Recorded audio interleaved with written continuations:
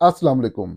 आज के प्रोग्राम में जिन मौज़ूआत पर बात करनी है उनमें शामिल हैं, आर्मी चीफ ने कहा है 3 जंगें लड़ चुके, 10 और लड़नी पड़ी तो लड़ेंगे, कश्मीर आज़ाद कराएंगे।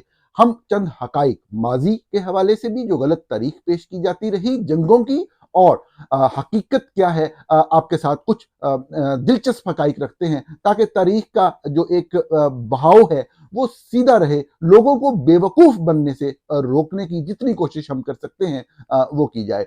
दूसरा मौजू जिस पे हम बात करेंगे, सदर डोनाल्ड ट्रंप ने ये कहा है कि वो गजा को अपने कंट्रोल में ले लेंगे, वहां पे तामीर नो करेंगे, और साफ ज़ाहिर है जो बात वो कहना चाह रहे हैं वो एथनिक क्लींजिंग की बात है। और इस हवाले से पूरी अरब दुनिया में एक जो है वो इश्तियाल पाया जाता है इस खौफनाक बयान के हवाले से। अगर कोई खामोश है तो पाकिस्तान खामोश है। इसके ऊपर बात करते हैं, आपको तफसीलात बताते हैं कि अरब दुनिया से किस तरह का रिएक्शन आ रहा है सदर ट्रंप की इस धमकी के बाद। नाज़रीन, इसी तरीके से बात करेंगे कि बलूचिस्तान में लोगों को तो मारा ही जाता था, पिछले कुछ अरसे से एक नया ट्रेंड सामने आया है कि बलूचिस्तान की इंटेलिजेंसिया को एलिमिनेट किया जा रहा है, पढ़े लिखे लोगों को निशाना बना के टारगेट किलिंग की जा रही है। आपके सामने कुछ हकाइक इस हवाले से भी रखेंगे। प्रिंस करीम आगा खान इस दुनिया से चले गए, उनके फलाही मंसूबों के हवाले से चंद हकाइक आपके सामने रखेंगे। इसी तरीके से एक मौजू बहुत अहम है आज के प्रोग्राम में, कि सिक्योरिटी ज़राए का लफ्ज़ इस्तेमाल किया जाता है।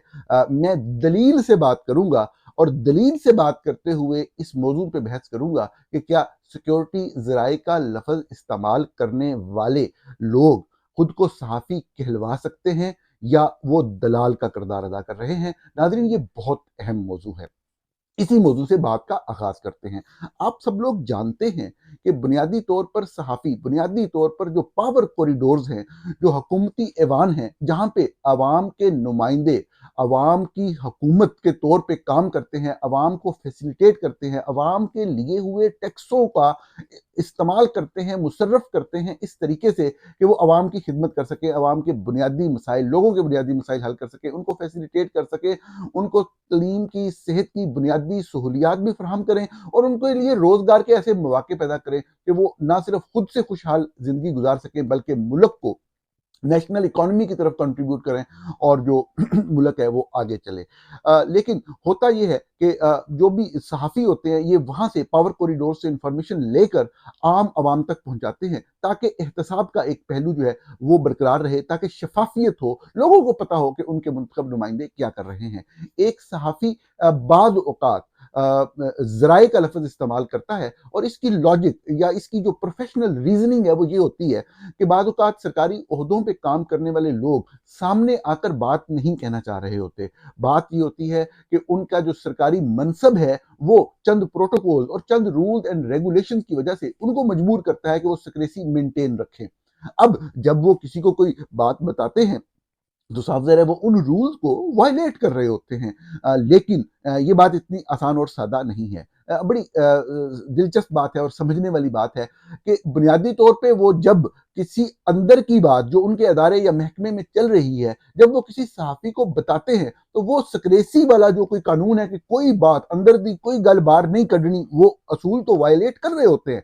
लेकिन वो एक बेसिक एक बड़ी कॉज़ जो है उसको सर्व भी कर रहे होते हैं कि अगर कोई चोर चोरी कर रहा है तो वो चाहते हैं कि ये मेरे मुल्क को नुकसान पहुंचा रहा है, ये गलत फैसले कर रहा है, इससे मुल्क को नुकसान होगा, निज़ाम को नुकसान होगा, लोगों को नुकसान होगा। तो एक मेजर काज सर्व हो रही होती है, तो उसमें वो छोटा सा रूल अगर वायलेट होता है तो हो जाए, तो ये एक डिसिप्लिन है आप कह लें पूरी दुनिया के अंदर कि जो हुकूमती इदारे होते हैं, जो महकमे होते हैं, जो लोगों की सरवत से मुतल्लक होते हैं, ये ज़हन में रखिएगा, ये बड़ा नफीस नुक्ता है। इसी पे मैं बात को कंक्लूड करूंगा और इसी पे दलील को आगे लेके चलूंगा कि वो जो हुकूमत अवाम की खिदमत के ऊपर जो काम कर रही होती है, उस हवाले से जो महकमे हैं उनके अंदर अगर कोई भी बंदा जो है वो अपना नाम ना लेना चाहे, ना बताना चाहे, तो सहाफ़ी बिल्कुल प्रोफेशनली जो है वो ज़राए का लफ्ज़ इस्तेमाल कर सकता है।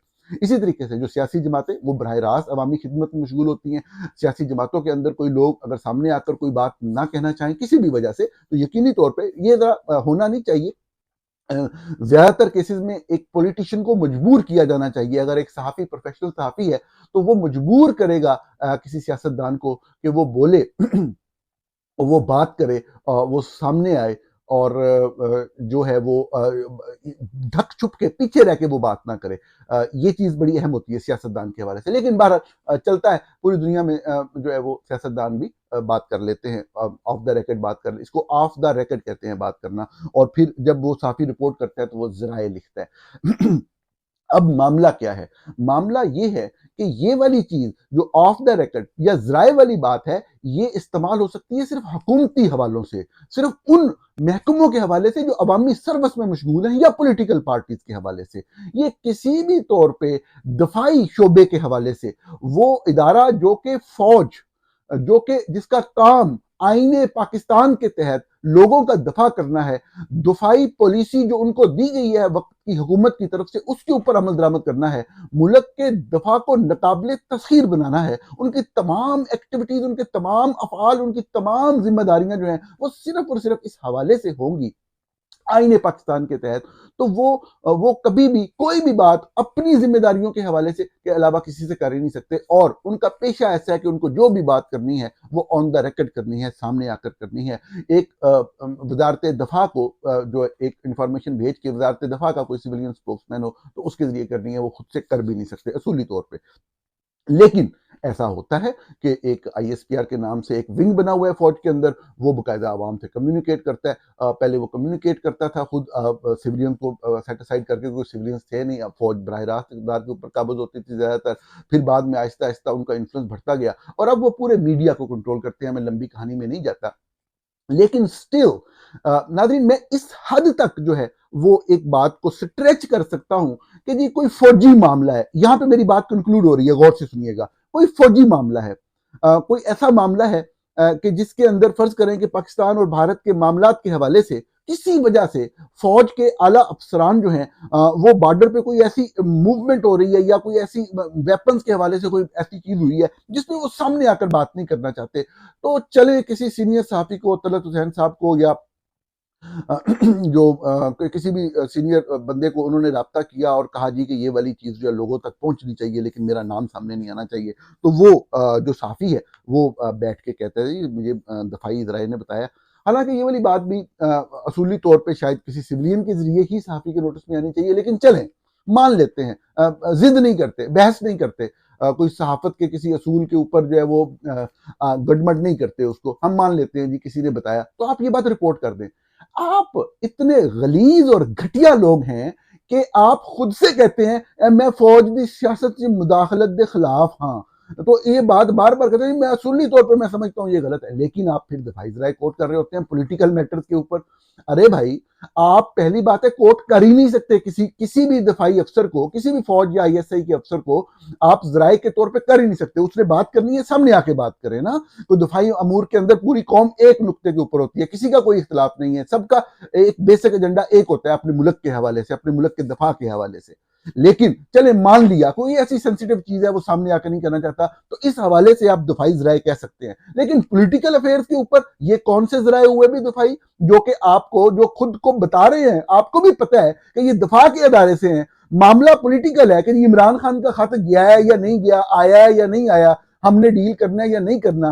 آپ ان کو پوری طرح پولیٹیکنگ میں انوالو کر رہے ہیں، آپ خود سے بیانات دے رہے ہیں ان کے بہاف کے اوپر کہ جی میں ذاتی طور پہ یہ سمجھتا ہوں. اور بالکل میں کوئی کسی کو صحافت کے اوپر لیکچر نہیں دے رہا، نہ ہی میں کوئی صحافت کے اوپر لیکچر دینے کے اہل خود کو سمجھتا ہوں، لیکن اس بنیادی ترین اصول کو بطور صحافی میں جانتا ہوں، بطور ورکر صحافی، بطور گراؤنڈ پہ کام کرنے والے صحافی کہ دفاع سیاسی معاملات کے حوالے سے، ملک کی گورننس کے معاملات کے حوالے سے آپ کسی بھی دفاعی ادارے، چاہے فوج ہو، چاہے فوج کا بحریہ ہو، چاہے ایئر فورس ہو، چاہے کوئی انٹیلیجنس ایجنسی ہو، فوج کی انٹیلیجنس ایجنسی ہو، civilian intelligence agency I S I ہو، آپ کسی بھی افسر کو کسی سیاسی معاملے پہ ذرائع بنا کر کوٹ نہیں کر سکتے. یہ صحافت نہیں، یہ دلالی ہوتی ہے. تو آپ میرے جو قارئین سن رہے ہیں یہ الفاظ یاد رکھیے گا کہ اگر کبھی بھی کوئی بھی صحافت کا نقاب اوڑھ کر آپ کو یہ بتائے کہ جی اس کے ذرائع ہیں اور اس کو یہ سیاسی خبر یہ دے رہے ہیں کہ فلانا کا مین جو ہوگا، فلانی پارٹی کو ہم ایسے کھینچ دیں گے، وہ صحافت نہیں کر رہا، وہ دلالی کر رہا ہے. ہاں، اگر کوئی صحافی آپ کو یہ رپورٹ کرتا ہے کہ جی وہ جو معاملہ تھا نا، وہ والا کوئی دفاعی ڈیل ہوئی ہے انڈیا کی اور اس کے اوپر یہ چیز ایسے نہیں، وہ بات بھی غلط ہے، ہونی وہ بھی نہیں چاہیے، لیکن چلیں ہم سٹریچ کر کے بات کو پھیلا کے یہاں پہ تھوڑی سی سپیس دے لیتے ہیں. ادروائز یہ چیز آج کے بعد نوٹ کر لیں اور کال آؤٹ کیا کریں ایسے لوگوں کو جو کہ دفاعی ذرائع کو کوٹ کرتے ہیں اور چھوٹی چھوٹی خبریں واٹس ایپ پہ آ رہی ہوتی ہیں، سارے اکٹھے ہو کے باجماعت لگ جاتے ہیں اور دفاعی ذرائع سے خبریں دے کے پورا ماحول بنانے کی کوشش کرتے ہیں اور ان کو ڈریگ کر رہے ہوتے ہیں اس کے اندر. اگر وہ خبر دیتے بھی ہیں تو it is your responsibility, you are a journalist, just ignore that.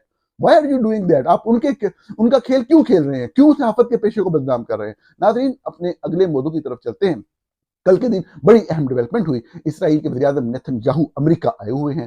کل انہوں نے امریکی صدر ڈونلڈ ٹرمپ کے ساتھ ایک مشترکہ پریس کانفرنس کی اور اس مشترکہ پریس کانفرنس کے اندر ڈونلڈ ٹرمپ جو کہ تہلکہ خیز باتیں کرنے میں اپنا ثانی نہیں رکھتے، یکدم پتہ نہیں کیا بات کر دیتے ہیں. اور ہمارے جو پی ٹی آئی کے دوست ہیں وہ تو بڑے ان کے حامی تھے اور بڑے ان کے لیے کمپینز چلا رہے تھے. اور میں جب مجھے موقع ملتا تھا، کیونکہ مجھے پتا تھا کہ جو بائیڈن کر رہے ہیں اسرائیل کے حوالے سے، فلسطین کے حوالے سے، وہ پالیسی بالکل اس پہ تنقید کی جا سکتی ہے، لیکن ہم اتنے مطلب ہے کہ وہ بے وقوف نہیں تھے. ہمیں نظر آ رہا تھا کہ جو ٹرمپ ہے اس خاص حوالے سے، جو اسرائیل فلسطین کا ایشو ہے، اس کے اوپر جو ٹرمپ کی پالیسی ہے وہ اس سے بھی ڈینجرس ہوگی. وہ مکمل ایلیمینیشن کی بات کرے گا اور وہی ہوا. سب ظاہر ہے کہ اوورآل امریکہ کے اندر بھی دیکھ لیں اس وقت ایڈمنسٹریشن کے حوالے سے بھی مہنگائی کا طوفان ہے، بربادی ہے، تباہی ہے چاروں طرف. آپ دیکھ لیں اسٹاک ایکسچینج کا آپ صورتحال دیکھ لیں، عام لوگوں کی عام استعمال کی چیزیں امریکہ کے اندر. سب ظاہر ہے کہ جو لوگ وار مائنڈ سیٹ اور ہیٹ فل مائنڈ سیٹ کے ساتھ آتے ہیں وہ کبھی بھی معاشروں کو بہتر صحیح نہیں کر سکتے، وہ تباہی اور بربادی کی طرف لے کے جاتے ہیں. لیکن یہ موضوع نہیں ہے. جو اسرائیل کے حوالے سے بات کی ٹرمپ نے کل نیتن یاہو کے ساتھ پریس کانفرنس میں، وہ یہ تھی کہ ہم بنیادی طور پہ غزہ اسٹرپ کو اپنے کنٹرول میں لے لیں گے، یعنی کہ امریکہ اس کے اوپر قبضہ کر لے گا اور پھر ہم وہاں پہ ری ڈیولپمنٹ کریں گے، تعمیر نو کریں گے، تمام بلڈنگ کو کلیپس کر کے نئی بلڈنگ بنائیں گے اور پھر وہاں پہ ری سیٹلمنٹ کریں گے. آپ سمجھ رہے ہوں گے یہ ایتھنک کلینزنگ کی بات کر رہے تھے پیلسٹینین کی، غزہ کی جو وہاں پہ رہتے تھے. اور ان کو صاف ظاہر ہے وہ کہہ رہے ہیں کہ ہم دوسرے ملکوں میں بسائیں گے اور وہ بڑا اچھا خوش رہیں گے مصر میں جا کے یا دوسرے ملکوں میں جا کے. اور اس حوالے سے صاف ظاہر ہے ان ملکوں میں جہاں پہ وہ سیٹل کرنا چاہتے ہیں وہاں کی حکومتیں بھی امریکہ کی اپنی لائی ہوئی ہیں، تو ان کے لیے کوئی اتنا بڑا مسئلہ بھی نہیں ہوگا اس چیز کو کرتے ہوئے. اب یہ صاف ظاہر ہے ایک بڑا ہی ناپاک منصوبہ تھا، گندا منصوبہ تھا جو کہ ان کے ذہنوں میں تھا اور اب وہ کھل کر سامنے آ گیا. اب اس منصوبے کے سامنے آ جانے کے بعد ہم نے دیکھا کہ سعودی عرب جو عمومی طور پر پرو امریکہ لائن لیتا ہے، جس کے اسرائیل کے ساتھ بھی اچھے خاصے تعلقات with the passage of time American کہنے پہ امریکن انوالومنٹ کی وجہ سے استوار ہوئے، سعودی عرب بھی اٹھ کھڑا ہوا. اور آپ کی اطلاع کے لیے عرض ہے ایک بڑی اہم بات انٹرنیشنل پولیٹکس کے اندر یہ ہوئی چند گھنٹے پہلے کہ سعودی عرب میں رات کے 4 بجے کا وقت تھا، یعنی کہ صبح کا وقت تھا. صبح کے وقت ابھی ہونے میں دن نکلنے میں کچھ گھنٹے باقی تھے، تو سعودی وزارت خارجہ نے ایک آفیشیل سٹیٹمنٹ جاری کیا اور انہوں نے کہا کہ یہ جو بھی کہا جا رہا ہے یہ ناقابل قبول ہے. جب تک امریکہ پیلسٹین کو قبول نہیں کرے گا بطور ریاست، ہم اسرائیل کے ساتھ تعلقات کو قائم نہیں کریں گے، قائم نہیں رکھ سکتے یا اس کے ساتھ آگے نہیں چل سکتے. مطلب سعودی عرب تک جیسے ممالک جو عمومی طور پہ ایک پرو ویسٹ پرو امریکن پالیسی رکھتے ہیں اپنے معاملات کے اندر، ان کو اٹھ کے بیٹھنا پڑ گیا ہے. اگر کوئی نہیں اٹھا تو وہ جرنیل جو لوگوں کو اپنے ملک کے اوپر قبضہ کر کے لوگوں کو بیوقوف بناتے ہیں، پاک فوج کے جرنیل یا پاکستان جو وزارت خارجہ کو کنٹرول کرتے ہیں، اگر کسی کو اتنی خطرناک، اتنی دردناک، اتنی خوفناک بات کے بعد ہوش نہیں آیا صدر ٹرمپ کی دھمکی کے بعد جو کہ پورے ایک انٹرنیشنل سینیریو کو بدل سکتی ہے، تو وہ پاکستان کے جرنیل ہے، فوجی جرنیل ہے. باقی تو مطلب سعودی عرب جیسے لوگ ملک میں جو ہے وہ اٹھ کر بیٹھ کے. ناظرین، خیر یہ ایک لیٹسٹ ڈیولپمنٹ ہے. اسی طرح آپ کو بتائیں گے کہ بلوچستان کے اندر قتل و غارت کا سلسلہ بہت لمبے عرصے سے جاری ہے. بلوچ عوام پاک فوج کے مظالم کے سامنے ڈٹے ہوئے ہیں. مظالم بھی تمام حدیں پار کر گئے. اتنی قتل و غارت ہوئی، اتنے لوگوں کو غائب کیا گیا صرف اور صرف آواز اٹھانے کی وجہ سے، صرف اور صرف اپنا حق مانگنے کی وجہ سے. میرے بہت سارے جو سیاست سے متعلق میں بات کر کومنٹ کرتا ہوں، جو پی ٹی آئی کے لوگ ہیں، ان سے خاص محبت ہے آج کل. اور وہ خاص محبت میں اس لیے کہہ رہا ہوں کہ وہ صاحب ظاہر مسلسل مظالم کا شکار ہیں. آپ یہ دیکھیں کہ فوج کے اور جو اس کی وجہ یہ ہے کہ ان کی ایک عوامی مقبولیت ہے، اور جس کی بھی سیاسی قوت کی پاکستان میں عوامی مقبولیت جس وقت ہو وہ اتنی فوج اس کی دشمن ہوتی ہے۔ فوج کسی بھی سیاسی قوت کی عوام کے اندر جو پذیر آئی ہے وہ اس کو کبھی بھی برداشت نہیں کرتی، کیونکہ وہ قوت پھر اقتدار کے اندر اپنا کنٹرول، اپنا حصہ مانگتی ہے، جبکہ اصل اقتدار جو ہے، اصل طاقت جو ہے وہ فوج اپنے پاس رکھنا چاہتی ہے۔ لیکن یہ بات اور طرف چلی جا رہی ہے۔ میں آپ کو صرف یہ کہنا چاہ رہا تھا کہ جو پی ٹی آئی کے لوگوں پہ مظالم ہو رہے ہیں وہ صرف مظالم ہو رہے ہیں، وہ کسی طریقے سے اپنا کوئی ایسا حق جو کہ ان کا کوئی انہیریٹڈ حق ہو جو وہ اس سے ان کو ڈپرائیو نہیں کیا گیا۔ بلوچستان کے لوگوں کے وسائل، اس کے اوپر پورا پاکستان کھڑا ہو گیا۔ آپ کو پتہ ہے 1950s کے اندر وہاں پہ قدرتی وسائل ملنا شروع ہوئے، ان قدرتی وسائل کے اوپر پورے پنجاب کے گھروں کا چولہا جلا، پورے پنجاب کے یہ نوجوان جو آپ کو چلتے پھرتے نظر آتے ہیں کچھ اس دنیا سے بھی گزر گئے، ان کے پیٹ میں جانے والی روٹی بلوچستان کے قدرتی وسائل کی وجہ سے بنتی تھی۔ اگر نہ ہوتے تو نہ وہ روٹی بنتی، نہ فیصل آباد کی یہ صنعتیں کھڑی ہوتی، نہ سیالکوٹ کے اندر یہ کاروبار آگے چلتا۔ یہ پورے ملک کے اندر جو بھی انڈسٹریل ڈیولپمنٹ ہوئی اس کے اندر، اگر مکمل طور پہ نہیں، اگر ایگزیجریشن کی طرف آپ نہ جائیں تو 40-50% حصہ جو بنتا ہے وہ بلوچستان کے وسائل کا بنتا ہے۔ آپ سانس ان کی وجہ سے لیتے ہیں، جو بھی وسائل آپ نے بلوچستان سے کیے، لیکن آپ کی فوج نے چند سرداروں کو ساتھ ملا کر، ان کو چند پیسے دے کر بلوچستان کے عوام کو ان کے حقوق سے محروم کیا، مسلسل محروم کیا۔ ان وسائل کی آنرشپ کلیم کرنا، ان وسائل پہ اپنا حق جتانا ان کا حق بنتا ہے۔ لیکن پاکستان کے اندر ایک اس طرح کی ایتھنک ڈویژن ہے کہ کوئی پنجابی ہے، کوئی سندھی ہے، کوئی پٹھان ہے، اور صاف ظاہر ہے کہ ہم ایک دوسرے کو اس طرح سے تسلیم نہیں کرتے، ہم سچ کو تسلیم نہیں کرتے۔ جتنا ظلم بلوچ عوام کے اوپر ہوا، اس پہلو کو مد نظر رکھتے ہوئے کہ ان کے وسائل کے اوپر قبضہ کیا، جیسا کہ اب پشتون علاقوں کے اندر بھی جو وسائل ہیں ان کو یوٹیلائز کیا جا رہا ہے۔ لیکن مین چیز یہ تھی کہ ہم یہ دیکھ رہے ہیں کہ جس طریقے سے مظالم تھے بلوچستانیوں کے اوپر، بلوچستان کے لوگوں کے اوپر، ہم نے دیکھا کہ ان کے اندر ایک نیا پہلو دیکھنے میں آ رہا ہے کہ جو تعلیم یافتہ، جو پڑھے لکھے، جو کریم ہے اس سوسائٹی کو، اس کو ایلیمنیٹ کیا جا رہا ہے۔ چند واقعات میں آپ کے سامنے رکھتا ہوں جو کہ ویریفائڈ واقعات ہیں، لیکن میں کوٹ کروں گا، ہمارے رپورٹر ہیں، سینئر صحافی ہیں کیا بلوچ، انہوں نے لکھا سوشل میڈیا کے اوپر، ایک دن وزیر اعلیٰ تربت کا دورہ کرتے ہیں اور سوات طرز کے آپریشن کے ساتھ مقامی آبادی کو بے گھر کرنے کی دھمکی دیتے ہیں۔ اس کے فوراً بعد ٹارگٹ کلنگ اور جبری اغوا کا سلسلہ شروع ہو جاتا ہے۔ گزشتہ رات تربت کے علاقے بہمن سے 5 نوعمر لڑکوں کو جبری گمشدگی کا نشانہ بنایا گیا۔ اپنے سوشل میڈیا پوسٹ، ٹویٹ میں انہوں نے ان میں سے 4 نوجوانوں کی تصاویر بھی دی ہیں۔ اسی طرح وہ بتا رہے ہیں جبری لاپتہ کیے گئے نوجوانوں کی عمریں 14 سے 16 سال ہیں، 14 سے 16 سال کے درمیان ہے، وہ آپس میں قریبی رشتہ دار ہیں۔ لاپتہ کیے گئے نوجوانوں کے نام روشن علی محمد، رحیل علی محمد، نعیم بشیر آدم اور نعیم رفیق ہیں۔ مقامی online media Balochistan update کے مطابق ان کے خاندان کے افراد مقامی کونسلرز ہیں۔ اسی طرح سے ایک اور خبر ہے، وہ بھی کیا بلوچ نے شیئر کی، اور یہ چند گھنٹے پہلے انہوں نے شیئر کی۔ سنیے گا، آپ کو سمجھ آئے گی کس طریقے سے ایلیمنیٹ کیا جا رہا ہے اور کن لوگوں کو ٹارگٹ کر کے ایلیمنیٹ کیا جا رہا ہے۔ رواں ہفتے تربت میں ایک نجی اسکول کے مالک کے گھر کو بم سے نشانہ بنایا گیا، جبکہ اس کا 17 سالہ بیٹا گزشتہ روز سے لاپتہ ہے۔ گزشتہ رات یہ اب اگلا واقعہ بتا رہے ہیں۔ گزشتہ رات قائد اعظم یونیورسٹی کے ایم فل کے اسکالر الاداد کو گولی مار کر قتل کر دیا گیا۔ بلوچستان بدستور آگ میں جل رہا ہے اور ریاست بری طرح ناکام ہو چکی ہے۔ میں اس میں آپ کو صرف یہ بتانا چاہوں گا کہ یہ جو نوجوان جس کو گولی مار کر مارا گیا ہے، بیسیکلی یہ واقعہ بھی تربت کا ہے، اور یہ واقعہ اس طرح سے ہے کہ الاداد جو ہیں یہ قائد اعظم یونیورسٹی کے ایم فل اسکالر تھے، اور ان کو تربت میں جو ہے وہ نشانہ بنا کر قتل کیا گیا۔ ان کی زندہ ہونے کی تصویر بھی اور ان کی ڈیڈ باڈی کی تصویر بھی کیا بلوچ کی ٹویٹر وال کے اوپر موجود ہے۔ یہ بہت ہی افسوسناک حقیقت، بہت ہی افسوسناک واقعات، اللہ تعالیٰ ان سے پناہ دے۔ ناظرین، ایک دو چھوٹی چھوٹی باتوں پہ میں نے آپ کو اعتماد میں لینا ہے۔ ایک پرنس کریم آغا خان اسماعیلی کمیونٹی کے جو سربراہ تھے، امام تھے، وہ اس دنیا سے چل بسے۔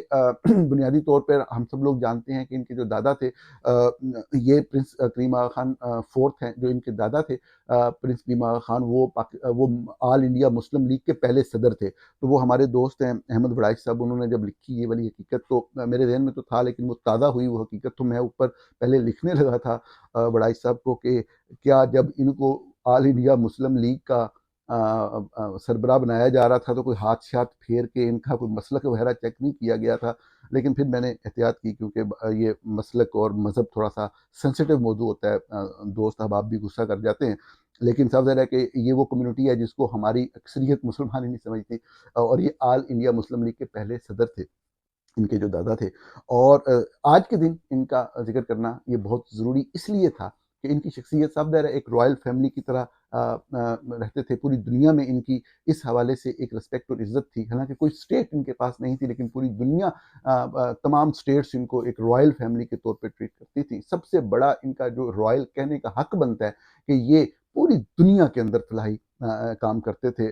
آغا خان فاؤنڈیشن جو ہے وہ پوری دنیا میں، صرف پاکستان کے اندر بھی اور پوری دنیا میں، خصوصاً افریقن ممالک کے اندر جو ہے وہ سکولز اور ہسپتال اور اس طرح کے جو فلاحی منصوبے ہیں وہ کرتے ہیں، اور عام لوگوں کو، پسے ہوئے طبقات کو، محروم طبقات کو، غریب طبقات کو علم کی روشنی بھی ان تک پہنچاتے ہیں، اور ان کو جو بھی سروسز جو ہیومن ایڈ ہے وہ پرووائڈ کر سکتے ہیں وہ کرتے ہیں. یہ بہت کم لوگوں میں یہ ہوتا ہے کہ آپ کے پاس دولت، پیسہ اور اثاثہ ہو اور آپ لوگوں کا، عام لوگوں کا، ڈپرائیوڈ لوگوں کا، آپ کہہ لیں کہ جن لوگوں کے پاس وسائل نہیں ہوتے ان کا خیال اپنے دل میں رکھیں. لیکن یہ حقیقت ہے کہ پرنس کلیم آغا خان نے اپنی پوری زندگی اس حوالے سے جو ہے وہ انسانیت کا خیال رکھا، جس کے اوپر وہ یقین خراج تحسین کے مستحق ہیں. ناظرین، اپنے آخری موضوع کی طرف چلتے ہیں، اور یہ موضوع جو ہے یہ دلچسپ اس حوالے سے ہے کہ اس کو دیکھتے مجھے ہنسی آ جاتی ہے کہ وہ کہہ رہے ہیں army chief general Asim Munir کہ ہم نے 3 جنگیں لڑیں، 10 اور لڑنی پڑی تو لڑیں گے مگر کشمیر آزاد کرائیں گے. سب سے پہلے تاریخ کو درست کرنا بہت ضروری ہے ناظرین. سب سے پہلی بات ہے 5 جنگیں لڑی گئی. میں ایک ایک کر کے آپ کو بتا دیتا ہوں اور اپنے پروگرام کا اختتام کرتے ہیں. سب سے پہلی جنگ 1948 میں لڑی گئی. محمد علی جناح نے بطور chief executive of the country اس وقت کی آرمی چیف کو حکم دیا کہ آپ آگے بڑھیں اور جو بھارتی فوج کشمیر کے اندر داخل ہوئی ہے انہیں مار بگائیں. پاکستان آرمی نے باقاعدہ جو ہے وہ اس وقت کے چیف ایگزیکٹو بانی پاکستان محمد علی جناح کو ریفیوز کر دیا کہ ہم ایسا نہیں کریں گے. اور پھر محمد علی جناح کے کہنے کے اوپر ہی چند پشتون ٹرائبز نے آگے آئے اور انہوں نے بھارتی فوج کا ڈٹ کر مقابلہ کیا اور کشمیر کا ایک بڑا حصہ آزاد کروا لیا جو آج بھی پاکستان کا حصہ ہے.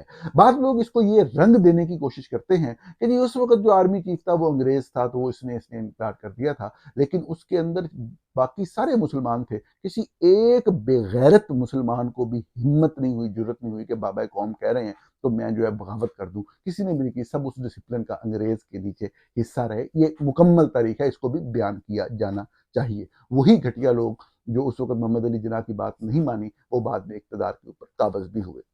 ناظرین، دوسری جنگ 1965 میں لڑی گئی. کشمیر کے اندر جو بھی شرارت ہوئی وہ پاکستان کی طرف سے ہوئی اور وہاں پر منہ توڑ جواب ان کو ملا اور بدترین شکست سے دوچار ہوا. صرف لوگوں کو اور بچوں کو یہ بتایا گیا کہ لاہور کے محاذ کے اوپر بھی کوئی کلیش ہوا تھا اور اس کے اندر ایئر فورس کے چند جان باز پائلٹس نے، چند ہیروز نے جو ہے بھارتی فضائیہ کو منہ توڑ جواب دیا تھا. اس چیز کو لے کر صرف وہ واقعہ کتابوں کے اندر لکھا جاتا ہے جو اصل میں جنگ کشمیر کے اندر ہوئی اس کا کوئی بھی حوالہ نہیں دیا جاتا. ایک چیز آج کل تو میں بہت ہی زیادہ نالاں ہوں کہ وہ مسلسل پاکستانیوں کے خلاف اور پاکستانی ہیومن رائٹ ایکٹیوسٹ کے خلاف بات کر رہے ہیں خواجہ آصف. لیکن خواجہ آصف نے ایک دفعہ سچ بولا تھا 1965 کی جنگ کے حوالے سے قومی اسمبلی کے فلور کے اوپر. اس وجہ سے بہت سے لوگ ان کی تعریف بھی کرتے ہیں وہ سچ بولنے کی وجہ سے، اور وہ حقیقی سچ یہی تھا کہ 65 کی جنگ میں بدترین شکست ہوئی تھی کشمیر کے محاذ کے اوپر. اسی طرح سے ناظرین 1971 کی جنگ ہوئی. میں اس کے اوپر آپ کو کوئی لیکچر نہیں دوں گا، آپ میرے سے زیادہ جانتے ہیں کیا ہوا تھا، لیکن ویسے میں نے کہا ہم بات کر دیں. اسی طریقے سے آپ کو معلوم ہے کہ ہم نے دیکھا جو 1984 میں جو سیاچن میں واقعہ ہوا، جو بھی وہاں پہ کلیش ہوا پاکستان کو اس میں شکست ہوئی. اسی طرح ہم نے دیکھا کہ 1998 کے اندر، لیٹ 1990s کے اندر جو کارگل کے اوپر مارکا ہوا اس کے اندر اتنے پاکستانی فوجیوں کو مارا گیا، ان کی لاشیں جو ہیں وہ پہاڑ میں اور برف میں دب کے رہ گئیں اور وہاں سے نیچے مسلسل لاشیں ہی آتی رہیں. لیکن یہ حقیقت ہے، یہ 5 جنگوں کی اصل صورتحال ہے کہ اگر کبھی لڑی بھی صحیح کشمیر کے حوالے سے تو پاکستانی قوم لڑی اور فتح یاب ہوئی. اور اس کے علاوہ جب ٹاکرا ہوا ان لوگوں کا جو اربوں روپے بجٹ لیتے تھے، جو کشمیر کے نام کے اوپر جو ہے وہ تمغے بھی سجاتے رہے اپنے سینوں کے اوپر، اور ایوارڈز لیتے رہے اور پیسے لیتے رہے اور بڑے بڑے بجٹ لیتے رہے. ان کا جب بھی ٹاکرا ہوا تو وہ بھاگ دیے اور آج کے دن تک کبھی سامنے کھڑے ہو کے مقابلہ تک نہ کر سکے. اس سے بھی خوفناک پہلو ناظرین یہ ہے کہ یہی کشمیر کا نام استعمال کرتے ہوئے کس طریقے سے نوجوانوں کو جہاد کے نام کے اوپر ورگلایا گیا، کتنی ماؤں کی گودوں کو خالی کیا گیا، کس طرح نوجوان بچوں کو شدت پسندی کی طرف مائل کیا گیا کشمیر میں جہاد کرنے کے نام پر. ناظرین میں پہلے بھی آپ کو بتاتا رہتا ہوں کہ میرا تعلق بہاولپور شہر سے ہے.